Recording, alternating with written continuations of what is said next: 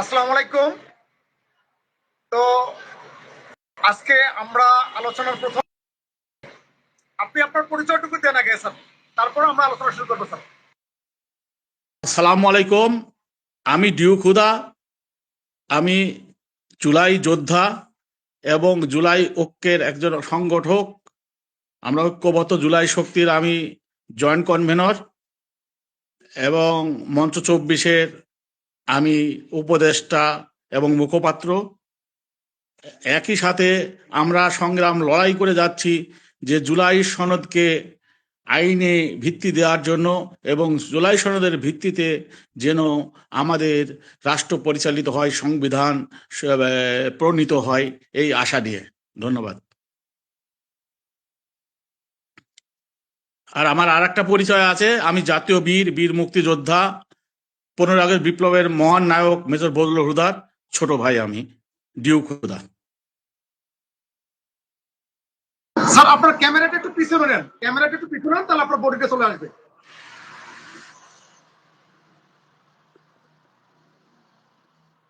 না, আপনি সোজা করে নেন, এইভাবে নেন, ক্যামেরাটা পিছনে নেন স্যার।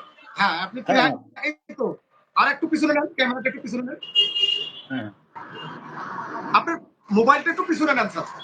হ্যাঁ হ্যাঁ নিচ্ছি। এবার এবার দেখা যায়। আচ্ছা, ঠিক আছে স্যার, আমরাও এখন স্যার কথা শুরু করি। তো মূল বিষয়টা হচ্ছে আমাদের আজকের যে আলোচনা, এই আলোচনাটা হচ্ছে বাংলাদেশের যে নির্বাচন কমিশনার, এই নির্বাচন কমিশনার আমাদের যে আগামী জাতীয় সংসদ নির্বাচন হবে, এই নির্বাচন কমিশনার দিয়ে আসলে কতটুকু নির্বাচন সম্ভব হবে বলে মনে করি, এটা একটা প্রশ্ন থাকতেছে। আর একটা প্রশ্ন হচ্ছে এরকম যে সবার জন্য লেভেল প্লেইং ফিল্ড এই নির্বাচন কমিশনার করছে কিনা। প্রথম প্রশ্ন এটা। আমি দ্বিতীয় প্রশ্ন থেকেই শুরু করি যে লেভেল প্লেইং ফিল্ড যেটা আপনি প্রশ্ন করেছেন, লেভেল প্লেইং ফিল্ড করতে হলে নিজেকে আগে লেভেল হতে হবে। আমি মনে করি যে আমাদের যে নির্বাচন কমিশন বা নির্বাচন কমিশনাররা অথবা প্রধান নির্বাচন কমিশনার কেউই নিজেরা কিন্তু লেভেল না। কেননা আপনি জানেন যে বিগত 3টি নির্বাচন থেকে যে অবস্থার সৃষ্টি হয়েছে, নির্বাচন কমিশনাররা যে নির্বাচন পরিচালনা করেছেন সেই কমিশনারদের অনেক সিস্টেমই রয়ে গেছে। তো এই সিস্টেমের মধ্য দিয়ে কিভাবে লেভেল প্লেইং ফিল্ড করা যাবে, এটা তো আদৌ কখনো সম্ভব না। আপনারা ইতিমধ্যে দেখেছেন যে প্রথম আঘাত এসেছে যে আমাদের নির্বাচনের যে ক্যান্ডিডেট প্রার্থী ওসমান হাদির উপরে, আমরা তাকে রক্ষা করতে পারিনি। তারপরে পর্যায়ক্রমে আপনি দেখবেন এই নির্বাচনকে কেন্দ্র করেই কিন্তু বিশৃঙ্খলা, মুসাব্বিরকে হত্যা করা হয়েছে। আপনারা দেখছেন নির্বাচন কমিশন সচিবালয়ে, নির্বাচন কমিশন অফিসের, জেলায়, উপজেলায় বিভিন্ন জনকে নানানভাবে হুমকি ধমকি দেখা হচ্ছে। একজন ইয়াজদিন নামে একজনকে আপনি দেখেছেন যে সে নির্বাচন কমিশন থেকে বের হওয়ার সাথে সাথে তাকে মারপিট শুরু করেছে। এভাবে নানান রকম অনিয়ম অরাজকতা এর মধ্যেই শুরু হয়ে গেছে। তো আমার কথা যে আমি আগে লেভেল প্লেইং ফিল্ডটা তৈরি করতে হবে। কে তৈরি করবে? এটা তো রাষ্ট্র তৈরি করবে। এবং নির্বাচন কমিশনকে তৈরি করতে হলে তাকে স্বাধীনতা দিতে হবে। তার আন্ডারে কি পুলিশ আছে, তার আন্ডারে কি সেনাবাহিনী আছে? এখন পর্যন্ত আপনি জানেন যে আপনার নির্বাচন হবে হা না ভোট এবং জাতীয় নির্বাচনের, সংসদ নির্বাচনের যে মার্কা তার উপরে হবে। কিন্তু এইটা কি পরিষ্কারভাবে এমনি নিজেরা তৈরি করে সিস্টেম নিজেদের মনের মধ্যে রাখছে, কিন্তু জনগণের মধ্যে ছড়িয়ে কি দেওয়া হয়েছে, প্রচার করা হয়েছে, বিজ্ঞাপন দেওয়া হয়েছে যে আপনারা হা না ভোট, ঢুকবেন এইভাবে দেবেন, পরে ব্যালটে এইভাবে দেবেন, আগে ব্যালটে এইভাবে দেবেন। নির্বাচনের আর কয়দিন বাকি, কিন্তু কোনো কিছু করা হয়নি। আমি ধান রোপণ করেছি, ধান রোপণ করার পরে আমি ধান পেতে চাই, আমি ফসল পেতে চাই, আমি পাট পেতে চাই, কিন্তু আমি যদি রোপণ না করি তাহলে কিভাবে হবে? আমি তো নির্বাচন করার জন্য যে সিস্টেমগুলা আমি এখন পর্যন্ত এস্টাবলিশ করি নাই, তাহলে আমার নির্বাচন কিভাবে হবে? এটা একটা অসম্ভব, অবাস্তব চিন্তার দিকে আমরা এগিয়ে যাচ্ছি। একটা স্বপ্নের, মানে যে স্বপ্নের মধ্যে আছি যে আমরা নির্বাচন করব, কিন্তু স্বপ্ন দেখতে হবে, স্বপ্ন বাস্তবায়নের পথে যদি না হাঁটা যায়, হাউ পসিবল, কিভাবে সম্ভব হবে এটা? ধন্যবাদ। আপনি বলেন, প্রশ্ন করেন আর কোনো। স্যার, আমি এখানে আপনাকে আরেকটু আপনাকে প্রশ্ন করি যে নমিনেশন যখন দাখিল করা হয়, মানিকগঞ্জের একজন মানে স্বতন্ত্র প্রার্থীকে গলা ধাক্কা দিয়ে নির্বাচন কমিশনারের অফিস থেকে মানে জেলা কমিশনার অফিস থেকে বের করে দিয়েছে, এটা একটা। আর গত পরশুদিন আপনার গাইবান্ধায় এক স্বতন্ত্র প্রার্থীকে আমাদের রংপুর আপনার মডার্ন মোড়ে অজ্ঞাত অবস্থায় তাকে ফেলে দিয়েছে। এই যে নিরাপত্তাহীনতা, এবার গত কালকে নির্বাচন কমিশনারের সামনে যখন একজন ডুয়েল নাগরিকের বিরুদ্ধে একজন আইনজীবী পিটিশন দায়ের করেছে, তাকে কিভাবে হেনস্থ করেছে দুর্বৃত্তরা নির্বাচন কমিশনের অফিসের সামনে, এই যে বিষয়গুলো হচ্ছে, এই বিষয়গুলো থেকে আমাদের নির্বাচন কতটা গ্রহণযোগ্য হবে? নির্বাচন গ্রহণযোগ্য করতে হলে আমি বলেছি যে সব সিস্টেম তৈরি করতে হবে, সিস্টেমগুলা প্রতিপালন করতে হবে। সেটা কি হচ্ছে? আজকে আপনি যে নির্বাচন, 3টা নির্বাচন হয়ে গেছে, সেখানে সরকারের নিয়ন্ত্রণে হয়ে গেছে। তারা জানে যে সরকারের নিয়ন্ত্রণে জনগণকে বাদ দিয়ে কিভাবে নির্বাচন করা যায়, কিভাবে একজন ক্যান্ডিডেটকে পাস করানো যায়, কিভাবে একটা ক্যান্ডিডেটকে ফেল করানো যায়।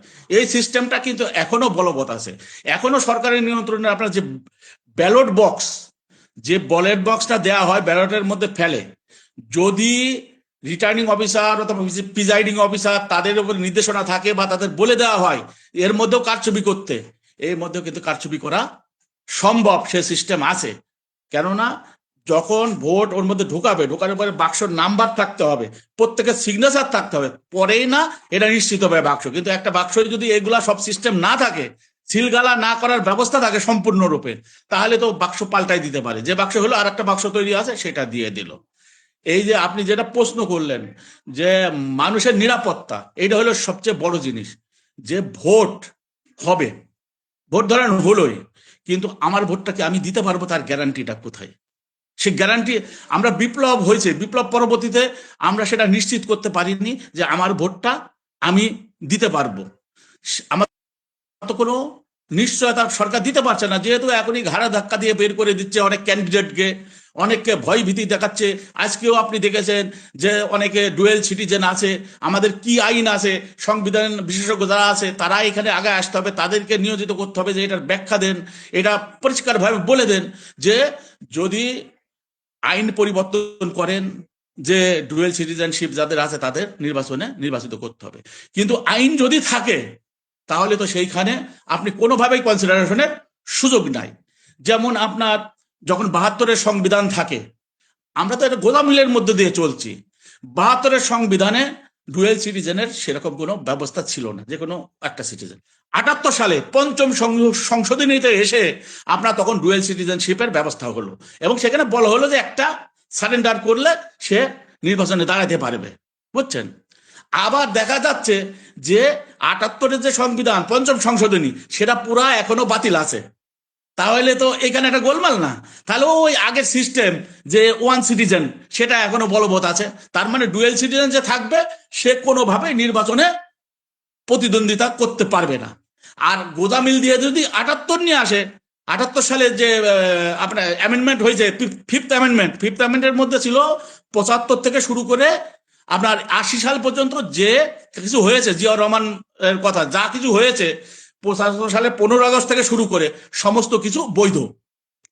তো সেটা তো আমাদের এখনো হাইকোর্টে তথাকথিত খাইরুল ইসলাম, হ্যাঁ, অবিচারক খাইরুল ইসলাম এটাকে বাতিল করছিল। কিন্তু সেটা যদি বাতিল ধরে নি, তাহলে তো এইখানে ডুয়েল সিটিজেনের কোনো প্রশ্নই আসবে না।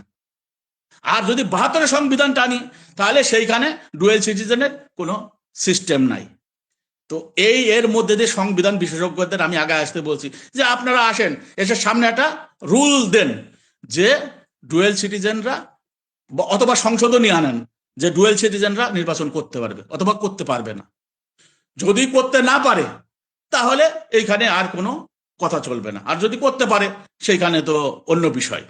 তো এই যে এই বিষয়গুলা, বিতর্কিত বিষয়গুলাকে এখনো পর্যন্ত ইলেকশন কমিশন কোনো সিদ্ধান্ত দিতে পারছে না। তার মানে তারা নিয়ন্ত্রণহীন না।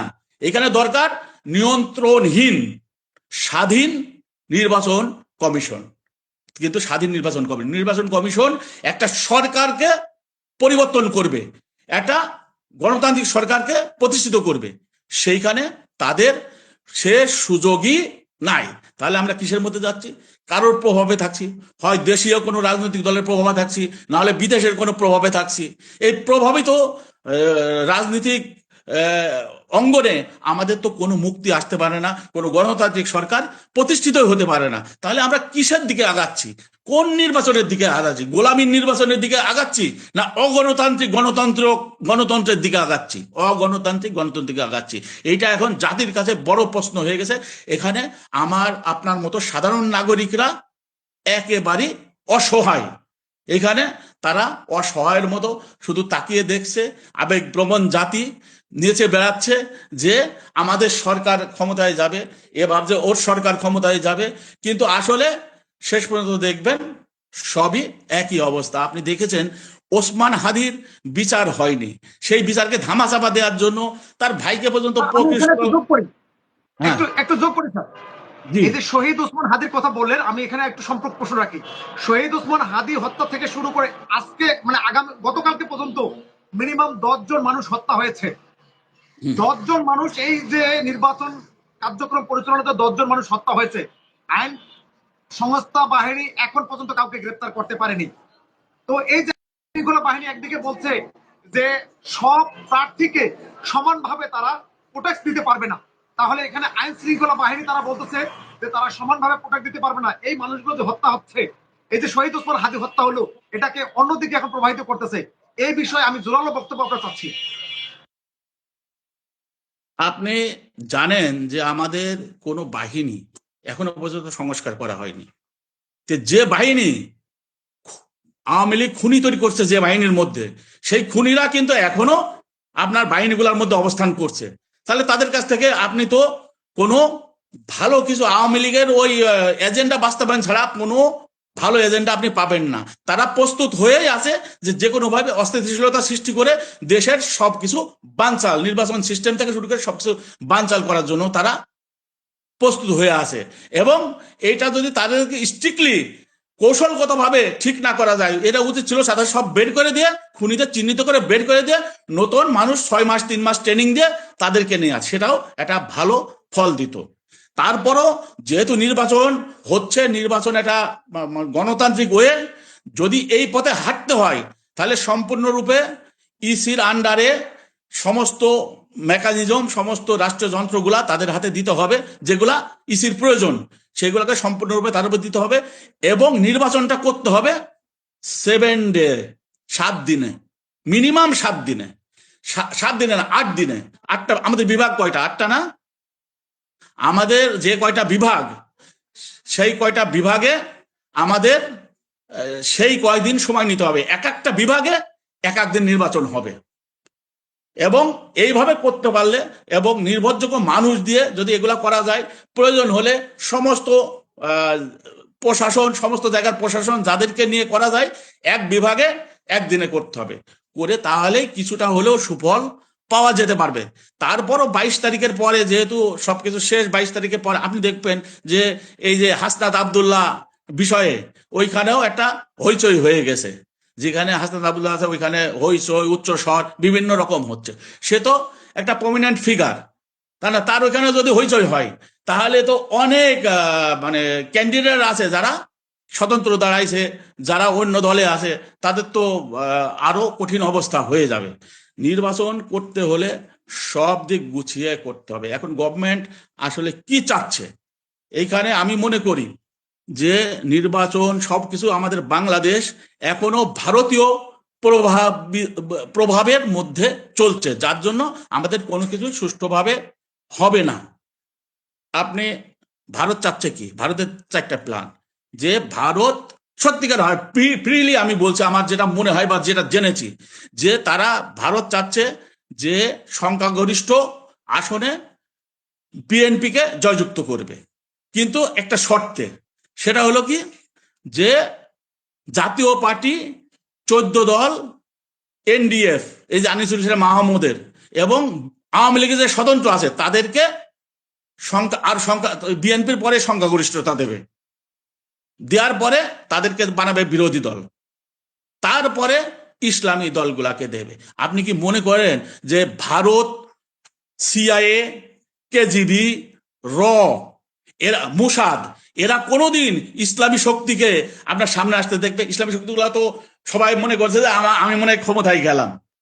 যতক্ষণ পর্যন্ত প্রভাব ছিন্ন করা না যাবে ততক্ষণ পর্যন্ত এরা দুঃস্বপ্ন থেকে যাবে ইসলামী দলগুলোর জন্য। হ্যাঁ, আর বিএনপিকে হয়তো বড় দল হিসাবে এবং তাদের সাথে বিভিন্ন লোকজন আছে, তাদের কথা টথা বলে যে তারা কিছুটা হলেও তাদের সাথে সম্পর্ক সুন্দর রাখবে, এই কথা বলে তাদেরকে হয়তো মানাতে পারবে, বুঝছেন? আর জাতীয় পার্টি, জামাত, এরা তো জাতীয় পার্টি, তারপরে 14 দল, এনডিএফ, আনিসুল হক মাহমুদ, এরা তো ভারতের কেনা গোলাম। তাহলে আপনার এইটা যদি হয় ভালো, না হলে ওরা কি করবে যে দেশের মধ্যে 22 তারিখের পরে দেখবেন অস্থিরতার সৃষ্টি করছে, হত্যা, খুন, গুম, নানান রকমের সৃষ্টি করে নির্বাচন যাতে না হয়। সেক্ষেত্রে তারা এমন বাধ্য করবে ইউনূসকে, প্রফেসর ইউনূসকে, যে উনি বয়স্ক মানুষ, উনি বলবে যে আমি আর এই ঝামেলায় থাকবো না, উনি হয়তো প্রধান উপদেষ্টার পদত্যাগ করবে। এবার যারা থাকবে তারা তো সব কয়টা হলো ভারতের গোলাম, উপদেষ্টারা। আমি স্পষ্টভাবে আমি আপনাকে বলে দিচ্ছি যে এরা হলো ভারতের গোলাম। তখন এই যে সরকার, উপদেষ্টা পরিষদ থাকবে ইউনূসকে বাদ দিয়ে, এখন কিন্তু প্রফেসর ইউনূসের জন্য তার পিছনে যেহেতু পশ্চিমা রাষ্ট্র আছে, তারপরে আমেরিকা আছে, সহজে ইন্ডিয়া ডাল গলাতে পারছে না।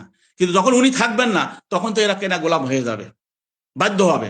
তখন ওই সরকার হয় নির্বাচন ওইভাবে করে আওয়ামী লীগকে স্বনামে হোক বেনামে হোক নিয়ে আসবে, না হলে নির্বাচন পিছাই দিয়ে 6 মাস পরে আবার আওয়ামী লীগকে সহ নির্বাচনে আনবে। এই হলো ইন্ডিয়ার পরিকল্পনা। একটু হুম। আমি স্যার একটু কথা বলি, আপনি একটা খুব ভালো ইম্পর্টেন্ট একটা কথা তুলছেন। তো এখানে আমি আপনার এই পোস্টের সঙ্গে আমি আরো একটু যোগ করে চাচ্ছি যে আপনার এই ব্যাংক ডাকাত বলেন, ডুয়েল নাগরিক বলেন, এই যে এইটার ক্ষেত্রে আপনি ইতিমধ্যে জানতে পেরেছেন যে কুমিল্লায় 4 আসন থেকে একজন ব্যাংক ডাকাত, তার নমিনেশন বাতিল হয়েছে।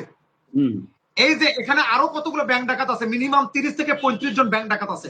এই 30-35 জন ব্যাংক ডাকাতের যদি নমিনেশন বাতিল হয়ে যায়, তাহলে আরো একটা কিন্তু অস্থিতিশীল পরিবেশ সৃষ্টি হবে। এই অস্থিতিশীল পরিবেশটা সৃষ্টি যদি হয়, এই সরকার কতটুকু সামাল দিতে পারবে? এবং বিশেষ করে যারা ডুয়েল নাগরিক আছে, তারাও কিন্তু, তাদেরও কিন্তু মনোনয়ন বাতিল হতে পারে যদি আইনের শাসন থাকে। এই ক্ষেত্রে ইউনূস সরকার এটা কতটুকু আপনার এটাকে হ্যান্ডেল করতে পারবে? এই যে আপনার এই কথার সঙ্গে আপনি কতটুকু যুক্তিসঙ্গত মনে করেন? আপনি যেটা বলেছেন, আইনে যেটা আছে সেটা করা দরকার। যেমন ডুয়েল সিটিজেনশিপের ব্যাপারে আমি আপনাকে বললাম যে স্পষ্ট এখানে বলা আছে যে তাকে 66 আপনার ধারা সংবিধানের, সেখানে স্পষ্ট আপনি দেখবেন যে বলা আছে যে এইখানে কোনোভাবেই কনসিডারেশনের সুযোগ নাই। আপনি বললেন যে এটা মানে ব্যাপক ধরনের একটা অরাজকতা তৈরি হবে, এটা হওয়ার পর সেটা অরাজকতা হবে কিনা? না, বলছে যে সুযোগ নাই। হ্যাঁ, কিন্তু অরাজকতা হওয়ার কথা না, যেহেতু আইন যদি তার নিজস্ব গতিতে চলে, অরাজকতা হওয়ার কথা না। কিন্তু দুঃখের বিষয় যে আপনি দেখবেন যে ব্যাংক ডাকাতরা, ঋণ খেলাপিরা, ডুয়েল সিটিজেনশিপরা সবাই আপনার পার পেয়ে গেছে, সবাই নির্বাচনে প্রতিদ্বন্দ্বিতা করবে। কিন্তু এই নিয়ে আর কোনো গ্যাঞ্জাম হবে না, কারণ এ দেশে আইন হলো এক এলিট শ্রেণীর জন্য একটা, সাধারণ শ্রেণীর জন্য আর একটা আইন। একই আইন, কিন্তু প্রয়োগটা হলো এক একজনের উপরে এক এক রকম। তবে এটা দেখবেন যে শেষ পর্যন্ত তাই হচ্ছে। অতএব এইটা নিয়ে গন্ডগোল হবে না, গন্ডগোল হবে ভারতের ষড়যন্ত্র নিয়ে। ভারত আওয়ামী লীগে কিভাবে রিএস্টাবলিশ করবে সেটা নিয়ে। তারা যদি রিএস্টাবলিশ করে তাহলে ভোটটা হবে, আর যদি রিএস্টাবলিশ না করতে পারে ভোট হবে না। তাদের একটা নিজস্ব সরকার তারা তৈরি করবে প্রফেসর ইউনূসকে বাদ দিয়ে। এটাই হলো বিষয়, বুঝছেন? এটা ভারতের উপরে নির্ভর করবে অনেক কিছু। স্যার, আমার আরেকটি প্রশ্ন ছিল এরকম যে রাজনৈতিক দলগুলো ভারতীয় আধিপত্যবাদ থেকে বের হয়ে আসতে পারতেছে না, কিন্তু আমাদের কিছু সংবাদ মাধ্যম আছে, তারা একটা সংবাদটা এভাবে প্রকাশ করতে চাচ্ছে যে বিএনপি ভারতের কোলে যাচ্ছে না, ভারতেই বিএনপির কোলে আসতেছে। মানে সংবাদ মাধ্যমগুলো এরকম একটা নিউজ প্রকাশ করতেছে যে বিএনপি ভারতের কোলে যাচ্ছে না, ভারতেই বিএনপির কোলে আসতেছে। কিন্তু রাজনৈতিক দলগুলো সবাই কেন যেন ভারতের দিকে চলে যাচ্ছে, মানে ভারতকে নিয়ে তাদের রাজনীতি করতে চায়। কিন্তু 24 পরবর্তী আন্দোলনে বাংলাদেশ ভারতীয় আধিপত্যবাদ থেকে বের হয়ে নতুন বাংলাদেশ তৈরির জন্য, বাংলাদেশে একটি নতুন ধারার রাজনীতি তৈরি করার জন্য বদ্ধপরিকর। এ বিষয়ে আমাদের রাজনৈতিক যে কর্মকাণ্ড হচ্ছে দলগুলো, সেক্ষেত্রে আপনার মতামত আমি জানতে চাচ্ছি। আপনি দেখেছেন যে 5ই আগস্টের বিপ্লব সেটা বিপ্লব, আমরা বলি এটা বিপ্লবী, পরিবর্তনটাই হলো বিপ্লব। এটা যদিও অসম্পূর্ণ, হ্যাঁ, এটা অসম্পূর্ণ, এটা সম্পূর্ণ হবে ইনশাল্লাহ। তো আপনার ভারত, আপনার এই রায়টা, এই বিপ্লবটা ছিল কিন্তু ভারতের বিরুদ্ধে, আর কিছুর বিরুদ্ধে না। হাসিনা তো ভারতের একটা কর্মচারী, একটা দাস, কিন্তু মূলত বিপ্লবটা ছিল ভারতের বিরুদ্ধে। বেশিরভাগ মানুষের মানে ইচ্ছার প্রতিফলনই ছিল। এবং আপনার শহীদ ওসমান হাদির মৃত্যুর পরে যে জানাজা, সেটাও কিন্তু ভারতের বিরুদ্ধে মানুষের একটা ক্ষোভ। তারপর দেশনেত্রী বেগম খালেদা জিয়ার জানাজায় যেটা দেখেছেন, এরাও ভারতের বিরুদ্ধেই। বিএনপির কাছে ভারত আসছে, বিএনপিকে তারা চেষ্টা করছে যে তাদের সাথে একটা সুসম্পর্ক রেখে পরবর্তী গভর্নমেন্ট বিএনপি ফর্ম করলো, যেন তারা হাসিনার সাথে যেভাবে কাজ করতে পারছিল সেটা না করতে পারলেও অন্তত তারা বিভিন্ন বিষয়গুলো যাতে স্মুথলি চলতে পারে, এবং পরবর্তী হাসিনার মতো কাউকে পেলে তখন বিএনপিকে সরাই দিয়ে এই হাসিনাকে অথবা হাসিনার জায়গায় কাউকে স্থাপন করবে। এটাই কিন্তু আওয়ামী লীগের মূল মানে উদ্দেশ্য।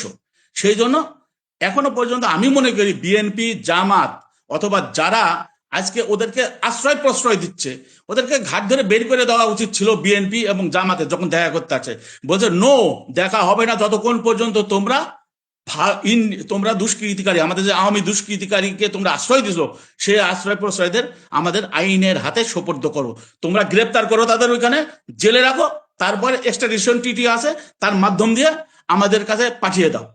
আপনি আজকেও দেখেছেন যে শেখ হাসিনা একটা বক্তব্য দিয়েছে, দেখেছেন কিনা জানি না, সেখানে সে আহ্বান জানাইছে, কত বড় আসপদ্দা, যে সে আহ্বান জানাইছে দেশবাসীকে, বাংলাদেশবাসীকে, যে আপনারা ভোট সেন্টারে যাবেন না।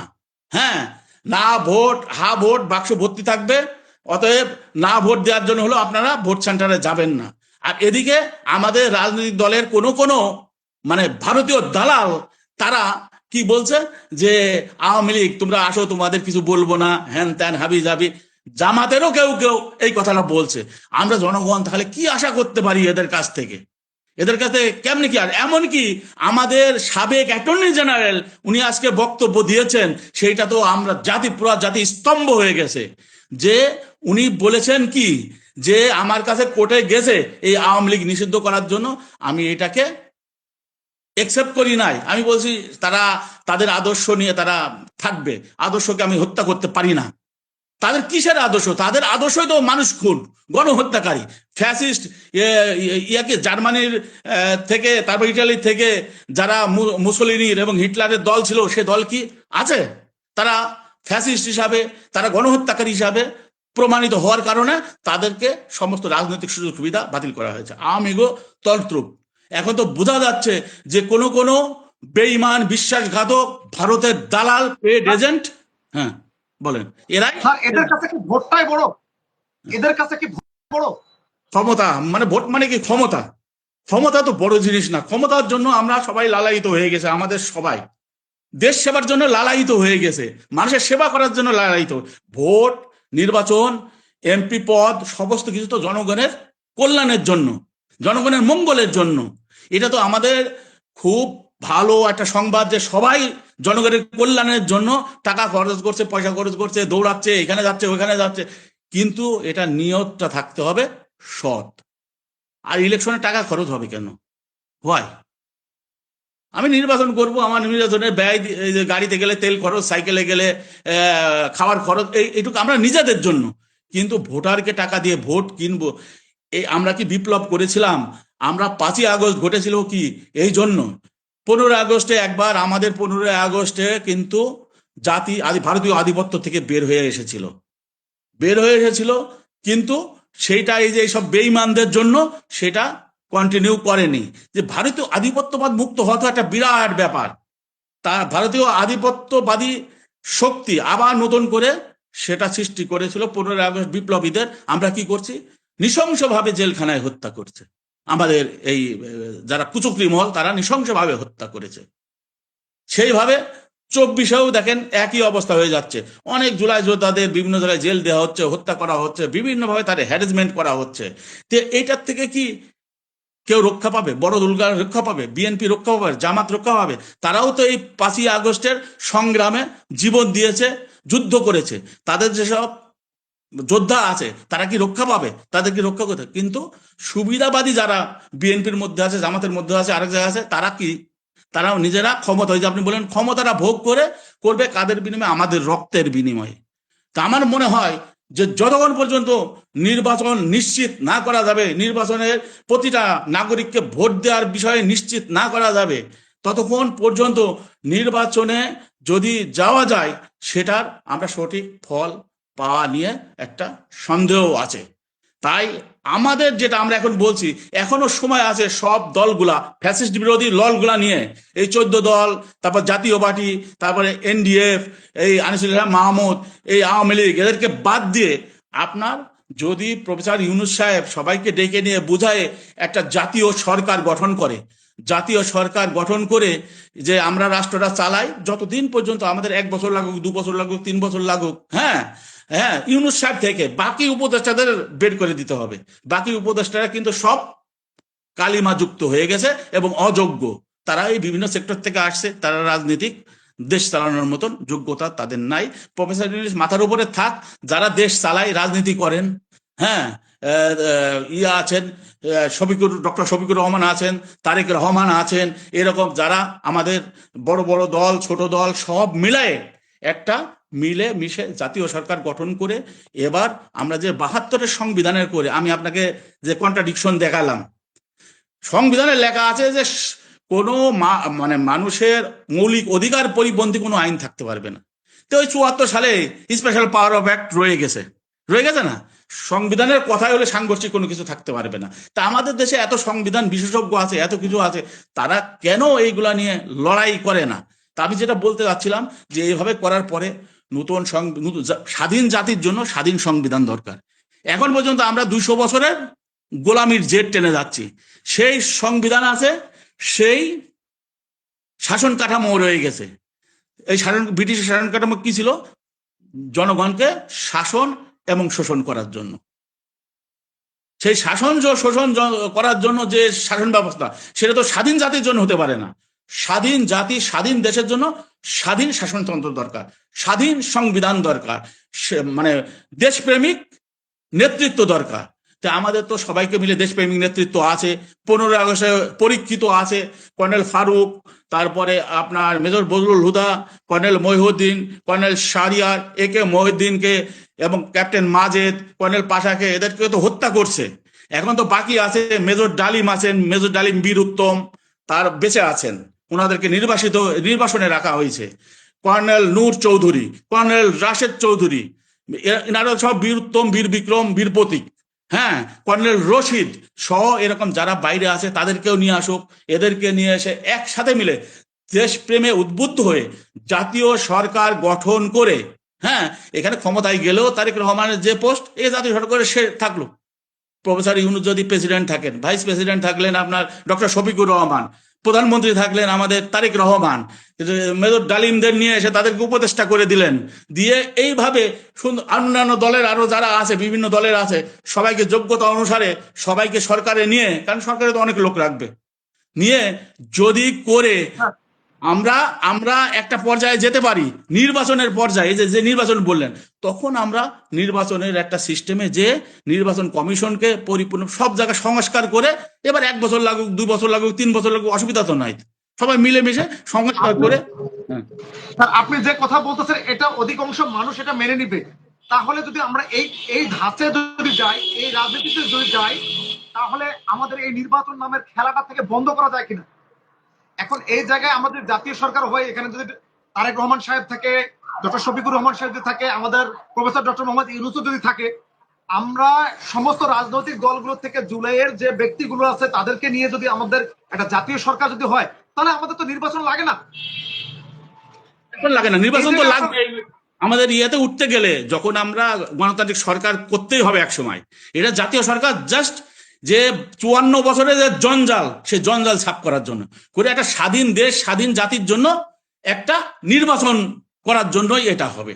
সেই নির্বাচনের মধ্য দিয়ে তারপরে তখন সরকার পরিবর্তন হবে। আমি সেটাই বলতে যাচ্ছি যে নির্বাচনে, হ্যাঁ বলেন, একটা স্টেবল পজিশন তো নিয়ে আসতে হবে একটা দেশের। এই যে স্টেবল পজিশন নিয়ে আসলে তো জাতীয় সরকার লাগবে। স্টেবল পজিশন নিয়ে আসলে জাতীয় সরকার, তারপর নির্বাচনটা হলে জাতি সেটা উপকৃত হবে কিনা। হ্যাঁ হ্যাঁ, তাহলেই সেটা পারফেক্ট হবে এবং জাতি উপকৃত হবে। কিন্তু আপনি যে 22 তারিখ নির্বাচন সামনে, কোনো কিছু কি গোছানো আছে? আমি এই যে যেগুলা বললাম আপনাকে, কোনো কিছু গোছানো আছে? কোনো কিছু গোছানো না। একদিনে নির্বাচন করবে, তাহলে নির্বাচন কি আদৌ হবে? 22 তারিখের পর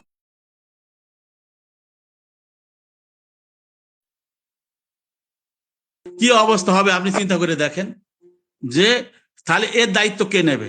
এটা কি সামলাতে পারবে? তখন তো আরো কঠিন। এটা তো আমি মনে করি ভারতেরও একটা আরো পরিকল্পনা। আপনি জানেন যে ভারতে 40,000, আমরা জনশ্রুতি শুনছি যে 40,000 ছাত্রলীগ, যুবলীগ, এদের আওয়ামী লীগের যারা ইয়াং, তাদেরকে ট্রেনিং দেওয়া হয়েছে এবং ইতিমধ্যে তাদের অনেককে ঢুকাই দেওয়া হয়েছে। তারা রিক্সাওয়ালা রূপে, সিএনজি রূপে বিভিন্ন ঢাকা শহরে দেখবেন ভর্তি হয়ে আছে। তারা বিভিন্ন রূপে বিভিন্ন ইয়েতে রেডি হয়ে আছে, তাদের অস্ত্র শস্ত্র সব রেডি। আর আপনি জানেন যে অনেক আওয়ামী লীগের সময় যুবলীগ, ছাত্রলীগকে কত অস্ত্রের লাইসেন্স দেওয়া হয়েছে। একটা লাইসেন্সও কি থানায় জমা পড়ছে? থানায় তো জমা নিছে, একটা লাইসেন্সও জমা পড়েনি। তে ওদের কাছে সমস্ত অস্ত্র, আমরা হলাম নিরস্ত্র। যেভাবে 5ই আগস্ট যুদ্ধ করছিলাম, আমাদের কিন্তু সেই একই অবস্থা।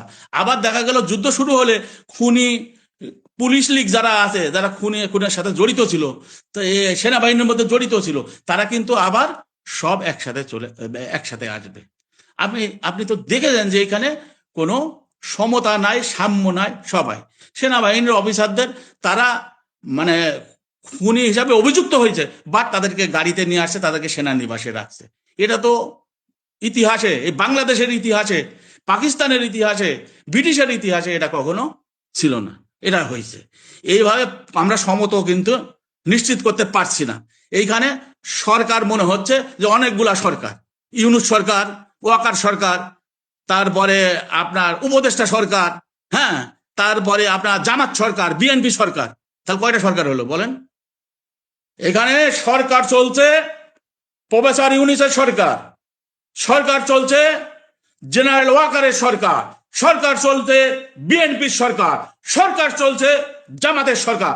4টা সরকার এ দেশ চালাচ্ছে এখন। তাহলে দেশের অবস্থা কি হবে? অতি সন্ন্যাসীতে গাজন নষ্ট। তে এই সব বৃত্ত থেকে, এই সব মানে অনিয়ম থেকে আমাদের বের হয়ে নিয়মের দিকে হাঁটতে হলে আমাদের এই মুহূর্তে দ্রুত সময়ের মধ্যে সবাই মিলে দেশকে যদি আমরা ভালোবাসি, মানুষকে যদি আমরা ভালোবাসি, সবাইকে নিয়েই আমি জাতীয় সরকার কথা বলছি। জাতীয় সরকার করলে বিএনপি যদি ক্ষমতায় যায়, তাহলে তারা যে কাজ করার সুযোগ পাবে, সুবিধা পাবে, সেগুলো তো জাতীয় সরকারও তারা পাবে। জামাতও একই অবস্থা। অন্যান্য ছোট বড় দল যেগুলো আছে, সেগুলাও কিন্তু সমভাবে দেশ সেবার সুযোগ পাবে, দেশ সেবার সুযোগ সৃষ্টি করে দিতে হবে। তাহলে আমরা নির্বাচন প্রস্তুতি না থাকায় আমরা নির্বাচনের দিকে এগুচ্ছি কেন? আমরা কি নিজে বঙ্গোপসাগরে ধাপ দিতে যাচ্ছি না? আমরা নিজেরা আত্মঘাতী হতে যাচ্ছি না? এইটাই তো এখন জাতির কাছে বড় প্রশ্ন হওয়া দরকার, যে আমরা যা করছি আমাদের জন্য কি সেটা রেডি আছে? সেটা তো রেডি নাই, সবকিছু বিশৃঙ্খল অবস্থায় আছে। এটা আমরা সবাই মিলে শৃঙ্খলায় নিয়ে আসি, তারপরে আমরা অন্যান্য পদক্ষেপ গ্রহণ করি। এত সুন্দর দেশটা, একই সংস্কৃতি, কৃষ্টি, কালচার, ভাষা সব এক। হ্যাঁ, যদি আমরা এগুলা একসাথে করতে পারি, এরা জানে পৃথিবীর বৃহত্তম শক্তি হব আমরা। কারণ সভ্যতা বিভিন্ন সময়, কোনো সময় মেসোপটেমিয়া সভ্যতা আসছে, বিভিন্ন সময় বিভিন্ন জায়গায় সভ্যতা আসছে। এখন সভ্যতার কেন্দ্রবিন্দু কোথায়? আমেরিকা। আমেরিকা সারা বিশ্বের মোড়ল, কিন্তু আমরাও সারা বিশ্বের মোড়ল হতে পারি। কারণ আমাদের যে জনসংখ্যা এবং ভাষা এক, পৃথিবীর কোথাও কিন্তু একই এরিয়ার মধ্যে এরকম নাই। তো এইটাকে যদি আমরা শক্তিতে রূপান্তরিত করতে পারি, আমরা যদি সত্যিকারের দেশকে পারি, আমাদের যে সোর্স আছে সমুদ্র উপকূলে আমরা মাছ, থাই, বার্মা ট্রলার, ভারতীয় ট্রলার এসে সব নিয়ে যায়। ওইখানেই তো যে মাছ আছে সেই মাছ যদি মানে আমাদের প্রত্যেক বছরের বাজেট ওই মাছের মধ্যে দিয়ে হয়ে যাবে। কিন্তু আমাদের যে সোর্স আছে, গ্যাসের সোর্স আছে, সেইটাও বিরাট ব্যাপার। কিন্তু এইখানে আমাদের এই প্রধান বাধা হলো, উস্কানি দাতা হলো ভারত। আমাদের উন্নয়নে এগিয়ে যেতে হলে স্পষ্টভাবে বলি যে ভারতের সাথে সম্পূর্ণ সম্পর্ক ছিন্ন করতে হবে।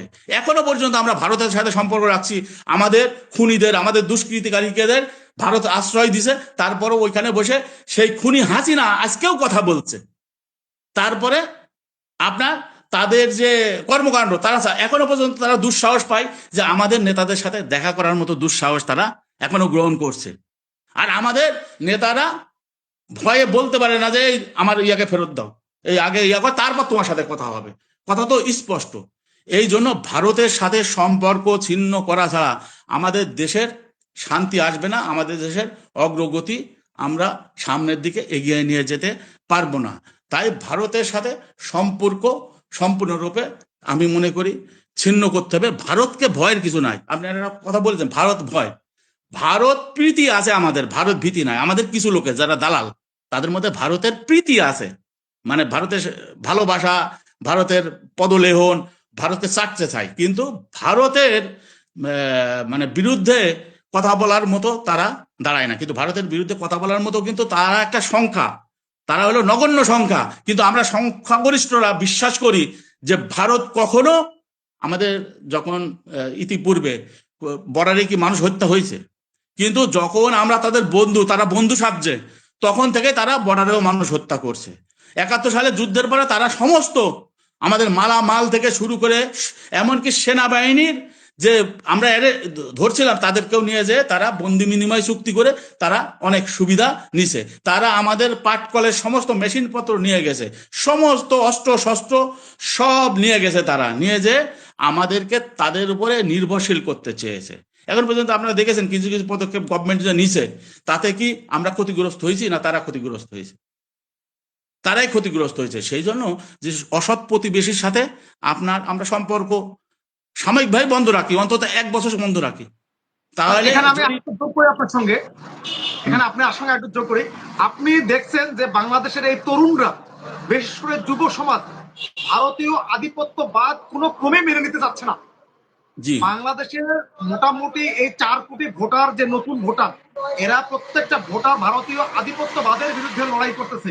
কিন্তু আমাদের রাজনৈতিক দলগুলো এই ভারতের প্রীতি এত তারা মানে উদ্গ্রীব, ভারতকে নিয়ে তাদের রাজনীতি করতে হবে।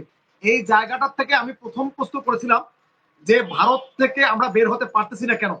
কারণ ভারত চায় যে সুযোগ সুবিধাগুলো হাসিনা দিয়েছিল, সেই সুযোগ সুবিধাগুলো নিয়ে বাংলাদেশের সঙ্গে রাজনীতি করতে চায়।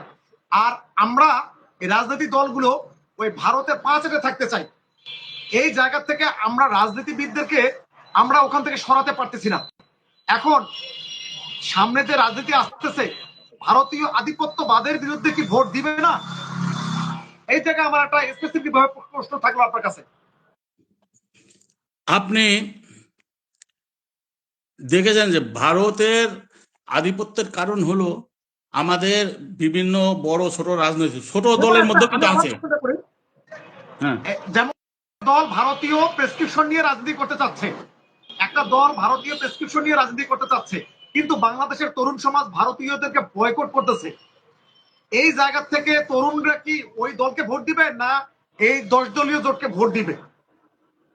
আমি সেই প্রশ্নের উত্তরটাই দিচ্ছি যে ভারত কিছু লোক সৃষ্টি করেছে যাদেরকে পেড এজেন্ট, তারা দালাল, এবং দালালদের কাজ হলো তাদের নেতাদের বা তাদের লোকজনকে বোঝানো যে ভারতের সাথে কিছু করা যাবে না, ভারত করলে ওরা আমাদের আক্রমণ করবে, আমাদের দখল করে নেবে, আমাদের তাদের করদ্রাজ্যে পরিণত হতে হবে। আমরা তো এমনি যদি তাদের সাথে আমরা আপোষ করেও চলি, চোখে চোখ রেখে কখনো কথা বাতাসে বলা যাবে না, তারা বলার মতো যোগ্য না, তাদের লেভেল অনেক নিচে, বুঝছেন? সেই জন্য তাদের সাথে আমি সম্পূর্ণ সম্পর্ক ছিন্ন করার কথা বলেছি। এবং আপনি দ্বিতীয় যেটা মূল প্রশ্ন করলেন যে ভারতীয় আধিপত্যের কাছে কেউ যদি সারেন্ডার করে তাদের ভোট দেবে না, কেউ না করলে তাদের দেবে। এইখানে একদম সেটা 5ই আগস্ট স্পষ্ট হয়ে গেছে, এখনো স্পষ্ট হয়ে গেছে। যদি কোনোভাবে ভোটটা হয়ও, আপনি জেনে রাখেন কোনোভাবেই ভারতীয় আধিপত্যে যারা মাথা নত করেছে করবে বা ভারতের সাথে যারা সম্পর্ক করছে যোগাযোগ রাখছে, তারা কোনোভাবেই বিজয়ী হতে পারবে না, পারবে না, পারবে না। আমরা তাকে হতে দেব না, দেব না, দেব না। আর আপনি 10 দলের কথা যেটা বললেন যে 10 দলকে পার্থক্য করছে, তার মানে আপনি বুঝাচ্ছেন যে 10 দল হলো ভারতীয় আধিপত্যবাদের পক্ষে নাই, বিপক্ষে, তাই বলছেন তো? আর অন্যরা আছে। কিন্তু আমি বলবো যে এটা এখনো আমরা নিশ্চিত হতে পারিনি। 10 দলকে ঘোষণা দিতে হবে যে আমরা যদি জয়লাভ করি, ভারতের সাথে আমার ন্যায্যতার ভিত্তিতে সম্পর্ক হবে, এবং সেটা যদি না করে তাদের সাথে আমরা সম্পূর্ণ সম্পর্ক ছিন্ন করব। ভারতীয় এই লড়াই আমাদের ভারতীয় আধিপত্যবাদের বিরুদ্ধে বাংলাদেশিদের লড়াই। এই কথাটা কি বলতে পারবে আপনার 10 দল? যদি এই কথাটা বলতে পারে, তাহলে জানবেন যে তাদের পক্ষে এ দেশের যুব সমাজ একদম তাদের পক্ষেই নেমে পড়বে। আর যদি ওই যে একটু রাখে, দ্বিধাদ্বন্দ্বে থাকে, তাহলে এইখানে তাদের আর কোনো সম্ভাবনা নাই। সেই জন্য যারা আপনার যে দল বলবে যে ভারতীয় আধিপত্যবাদের বিরুদ্ধে আমরা আছি, থাকবো, এবং ভারতের কোনো অন্যায় আবদারকে আমরা সহ্য করব না, এভাবে স্পষ্ট করে বলতে হবে ভারতের বিরুদ্ধে। ওই যে বলবে না তা হবে না। এইটা যে দল স্পষ্ট করতে পারবে সে দলই ভোটের অধিকারী হবে, মানুষের অধিকারী হবে, এবং তারাই আমরা মনে করি পরবর্তীতে সফল হবে। কোনো দালাল, কোনো ভারতীয় দালাল, কোনো ভারতীয় এজেন্ট, কোনো ভারতীয় কৃতদাস, কোনো ভারতীয় কর্মচারী এ দেশে আর ক্ষমতায় যেতে পারবে না ইনশাল্লাহ। তার আগেই কোনো কিছু জনগণ করে ফেলবে। স্যার, আমরা প্রায় শেষ পর্যায়ের দিকে এসেছি। আমরা আপনার কথা এবং আমার কথা দুটো মিলে আমি যদি সারাংশ এটা করি, ভারতীয় আধিপত্যবাদের বিরুদ্ধে আমরা যারাই কথা বলতে যাচ্ছি তারাই আমরা আক্রোশের শিকার হয়েছি। যেমন আমাদের শহীদ আবরার ফারহাদ ভারতীয় আধিপত্যবাদের বিরুদ্ধে কথা বলেছে, শহীদ ওসমান হাদি ভারতীয় আধিপত্যবাদের বিরুদ্ধে কথা বলেছে, এবং দেশনেত্রী বেগম খালেদা জিয়া ভারতীয় আধিপত্যবাদের বিরুদ্ধে কথা বলেছে। এই লোকগুলো কথা বলার কারণে এদের জীবনের চরম পরিণতি তারা শিকার হতে হয়েছে। আমরা একবারে শেষ হয়ে এসেছি। আমরা বাংলাদেশটাকে নতুন বাংলাদেশ করতে গেলে আমাদের ভারতীয় আধিপত্যবাদ বয়কট করতে হবে। এর জন্য যদি আমাদের আরো কারো জীবন দিতে হয়, আমরা সে জীবনও দিব। আমি আপনার কাছে সর্বশেষ যে প্রশ্নটা করতে চাচ্ছি, শহীদ ওসমান হাদির ভাই ওমর ভাই, তাকে বাংলাদেশ সরকার ইংল্যান্ডের উপ হাই কমিশনার হিসেবে তাকে নিয়োগ করেছে। এটা আপনি কিভাবে দেখেন? তার বিচারকে বিলম্বিত করার জন্য তাকে এই জায়গায় নিয়ে আসতে চাচ্ছে, না অন্যদিকে তার খুনিকে আড়াল করার জন্য চাচ্ছে? আমরা আপনার কাছ থেকে সর্বশেষ প্রশ্নটি চাচ্ছি। এইটা আপনার চাণক্য বুদ্ধি। চাণক্য 5000 বছর আগে গত হয়েছে, কিন্তু এই চাণক্য বুদ্ধিকেই কিন্তু এই ভারতীয়রা গ্রহণ করছে, এবং তারা সারা পৃথিবীর উপরে অ্যাপ্লাই করছে, এবং প্রত্যেক জায়গা থেকে প্রত্যাখ্যাত হয়েছে তারা। তারা কিন্তু দক্ষিণ এশিয়ায় দেখবেন কোনো দেশের সাথে তার কোনো সম্পর্ক নাই। হ্যাঁ, তো এই যে আপনার ওসমান হাদি, শহীদ ওসমান হাদির ভাইকে যে চাকরি দিল, এরাও ওই চাণক্য বুদ্ধি দিয়ে এই হত্যাকাণ্ডগুলোকে ধামা চাপা দেওয়ার। কারণ এই হত্যাকাণ্ডের সাথে তো ভারত জড়িত। আপনি দেখেছেন আমি আরেকটু বলি, বিডিআর হত্যাকাণ্ডের আপনার স্বাধীন কমিশন রিপোর্ট বের হলো, পিলখানার হত্যাকাণ্ডের স্বাধীন কমিশন রিপোর্ট বের হলো। 3 দিনের মধ্যে সেটা প্রকাশ হওয়া কথা, ঘোষণাও দেওয়া হলো, কিন্তু প্রকাশ হলো না। প্রদীপের ফাঁসি হওয়ার কথা, এখন পর্যন্ত ফাঁসি। সাগর রুনি সাংবাদিক, কত 1000 বার 100-200 বার মনে হয় ডেট চেঞ্জ হয়েছে, এখনো পর্যন্ত সেটা হয়নি। শাপলা চত্বরের হত্যাকাণ্ডের আপনার বিচার হয়নি, গণহত্যার পুরা বিচার হয়নি, অনেকে জামিন পেয়ে যাচ্ছে। 15 আগস্ট বিপ্লবীদের জেলখানায় হত্যা করা হয়েছে, সেই হত্যার কোনো বিচার এখন পর্যন্ত হয়নি। এভাবে একটার পর একটা হত্যাকাণ্ড, মুসাব্বির হত্যা হয়েছে, সেটারও বিচার হচ্ছে না। কারণ এই মুসাব্বির হত্যাটাও কিন্তু ভারতের একটা চক্রান্ত অস্থিতিশীল করতে যাচ্ছে। যে কোনো ঘটনা আগে ঘটেছে, এবং হাসিনা কোনো কাজ করেনি ভারতকে জিজ্ঞেস করা ছাড়া। ভারত লুটপাট করছে, চুরি করছে, ডাকাতি করছে, ব্রিজ করছে, এটা করছে, ওইটা করছে, সবকিছু কিন্তু ভারতের পরামর্শে সেইখানে প্রত্যেকটাই ভারতের দুর্বিসন্ধি ছিল। সেখান থেকে হয় টাকা খাওয়া, জীবন খাওয়া, বিভিন্নভাবে ভারত এখনো সেই সেই অভ্যাসটাই ভারত রেখেছে, এবং সেই অভ্যাসের বশবর্তী হয়ে তারা এই সরকারের বিভিন্ন জন আছে না, তাদের মাধ্যম দিয়ে এগুলা করার চেষ্টা করছে। তাই ওসমান হাদির যে এই যে পলিসিটা দিছে তার ভাইকে, সেটাও সে দিক, অবশ্যই একটা ফ্যামিলি হবে দিক, কিন্তু বিচারটাকে ঠিক রেখে তারপরে দেওয়া দরকার ছিল। তার ওয়াইফ আছে, তার ওয়াইফকে দেওয়া দরকার ছিল, তাই না? তারপরে তাদেরকে দিক। আরো অনেকে যে আহত আছে, আহত শহীদ পরিবার এখন পর্যন্ত ঘুরে বেড়াচ্ছে, তাদের জন্য কিছু করছে না। নিহত শহীদ পরিবারে এখনো ঘুরে বেড়ায়, আমি অনেককেই চিনি, অনেককেই জানি, তাদের দেখলে কষ্ট লাগে, খারাপ লাগে, তো তাদের জন্য কিছু করছে না। আপনি দেখেছেন যে যে সিস্টেম আছে সেই সিস্টেমটা রয়ে গেছে সচিব থেকে শুরু করে। আপনি প্রেসিডেন্ট চুপ্পু এখনো প্রেসিডেন্ট। স্যার আমরা একবারে শেষ পর্যায়ে চলে এসেছি। না, আমি এই কথাটা বলি এটা খারাপ খারাপ শোনালে আপনি প্রচার করেন, আমার নামে করবেন, আমার দায়িত্বে। যে প্রেসিডেন্ট চুপ্পু এখনো কিভাবে থাকে, এটা তো সাংঘর্ষিক সম্পূর্ণ, এটা তো থাকতে পারে না। 5ই আগস্টের বিপ্লব বলেন, গণ অভ্যুত্থান বলেন, যেটাই বলেন, সেইটার সম্পূর্ণ বিপরীত হলো এই প্রেসিডেন্ট চুপ্পুর থাকাটা। সেনাবাহিনী প্রধান থাকা, এটা সম্পূর্ণ বিপরীত। আজকে সেনাবাহিনী প্রধানের আমি মনে করি যে উনার সাহস পেয়ে অনেকে অনেক কিছু করছে, অনেক অবস্থানে তারা। সচিবরা যার যার অবস্থানে, আওয়ামী লীগ যারা হাসিনাকে সবসময় কুপরামর্শ দিয়েছে তারা পর্যন্ত আছে, এভাবে প্রতিটা সেক্টরে তারা আছে। তাহলে আপনি কিভাবে ভারতের প্রভাব মুক্ত নির্বাচন আপনি আশা করেন? কিভাবে ভারতের প্রভাব মুক্ত আপনি থাকতে চান? ভারতের আধিপত্যবাদের বিরুদ্ধে লড়াই করতে হলে এই যাদের নিয়ে ভারতীয় আধিপত্যবাদ তৈরি হয়েছে দেশের দালালদের নিয়ে, দালালদের আগে সরাইতে হবে সম্পূর্ণরূপে, এবং সেইখানে দেশপ্রেমিকদের প্রতিস্থাপন করতে হবে, তবে আমরা এগিয়ে যেতে পারবে। এই জন্য আমি জাতীয় সরকারের কথা বললাম, যে সত্যিকার ভাবে আমরা দেশপ্রেমিকদের নিয়ে, সব দল নিয়ে আমরা জাতীয় সরকার করে সমস্ত জঞ্জাল 54 বছরে মুছে ফেলে, সমস্ত জঞ্জাল ছড়িয়ে ফেলে আমরা এবার পরবর্তী পদক্ষেপ গ্রহণ করব। নির্বাচন করি, যা করি সবকিছু করে আমরা সমতার ভিত্তিতে করে সত্যিকার ভাবে জনপ্রতিনিধি আমরা প্রত্যেক জায়গায় নিয়োগ দেব। অন্যায় দুর্নীতি করবে না, দুর্নীতি মুক্ত নিরাপদ বৈষম্যহীন বাংলাদেশই আমাদের মানে চেতনা ছিল, মূল চেতনা ছিল 5ই আগস্ট বিপ্লবের, যে বৈষম্যহীন নিরাপদ দুর্নীতিমুক্ত বাংলাদেশ। দুর্নীতিমুক্ত কি হয়েছে? দুর্নীতি একটা আমাদের জন্য প্রধান অন্যতম সমস্যা। এই জন্য আমার কথা। আমরা একেবারে শেষ প্রান্ত এসেছি। আজকে আমাদের জিউ খুদা স্যার তিনি কথা বললেন, তিনি একজন জুলাই যোদ্ধা, তিনি সম্মুখ সারের যোদ্ধা। তিনি 4 তারিখ 3 তারিখ 4 তারিখে তিনি শহীদ মিনার থেকে নিজ হাতে পতাকা নিয়ে জুলাই আন্দোলনের সঙ্গে আমাদেরকে এই জুলাই আন্দোলনের সঙ্গে তিনি সর্বাত্মক ভূমিকা পালন করেছেন। তিনি আজকে আমাদের এই ইউটিউব চ্যানেলে এসেছেন। আমার ইউটিউব চ্যানেল জনগণের কথা বলে, জনমানুষের কথা বলে এবং সার্বভৌমত্ব কথা বলে, ভারতীয় আধিপত্যবাদের বিরুদ্ধে কথা বলে। এখানে আমরা বাংলাদেশকে নিয়ে কথা বলে, আমরা বাংলাদেশের দালালিগিরি করি। আমি স্যারকে ধন্যবাদ জানাচ্ছি, তিনি আজকে আমার চ্যানেলে এসে, আগামীতে ইনশাল্লাহ অবশ্যই আমি তাকে আমন্ত্রণ জানাবো এই চ্যানেলে।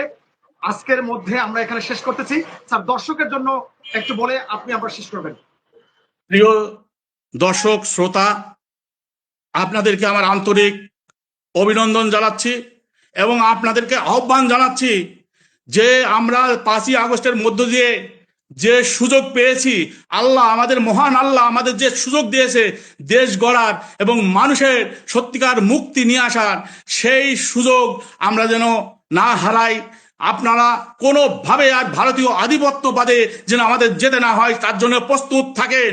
যদি ভারতীয় আধিপত্যবাদী শক্তি আবার আমাদের মাথার উপর চাপতে চায়, আমি ডিউক সহ আমার মতো হাজার হাজার লক্ষ লক্ষ আমরা কিন্তু প্রস্তুত আছি। আপনাদের ডাক দেব, আপনারা ডাকে সাড়া দেবেন এবং আমরা সত্যিকার ভাবে ভারতীয় আধিপত্য মুক্ত সরকার প্রতিষ্ঠা করে এ দেশকে শত্রু মুক্ত করব এবং দুর্নীতি মুক্ত নিরাপদ বৈষম্যহীন বাংলাদেশ আপনাদের সহযোগিতায় ইনশাল্লাহ প্রতিষ্ঠিত করব। ধন্যবাদ আপনাদের সবাইকে। স্যার আমরা ইনশাল্লাহ আজকের মধ্যে এখানে শেষ করি। আসসালামু আলাইকুম স্যার। ওয়ালাইকুম আসসালাম ওয়া রাহমাতুল্লাহি ওয়া বারাকাতুহু।